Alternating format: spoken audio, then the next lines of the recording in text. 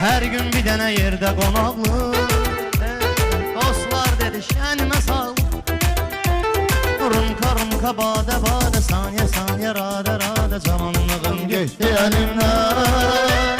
Eşk ulduzum sinifte söndü, sevgide ehtilasa döndü.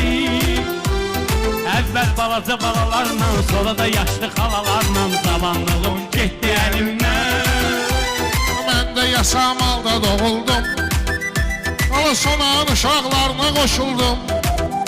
Ala orada piyan, burada piyan, səhərə qədər düşdü duman, cavanlığım getdi əlimdən. Uşaqlıqda çox qoçaq idim, Dərs oxuyan bir uşaq idim.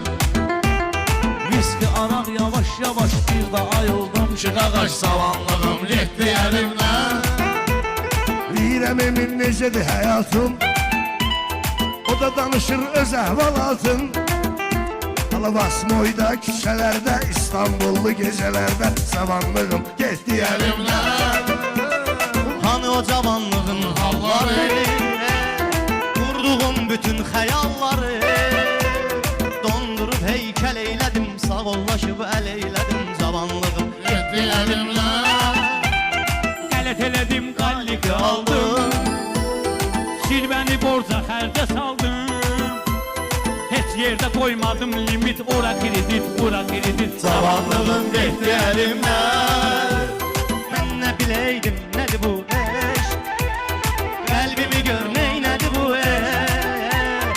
Neynədisə yar elədi, para para para elədi. Zavallığım getdi əlimdən. Atam dedi evlən ay oğlum, daha qocalmışam mən ay oğlum. Ala o qız gilə, bu qız gilə, yazıq anam gəldi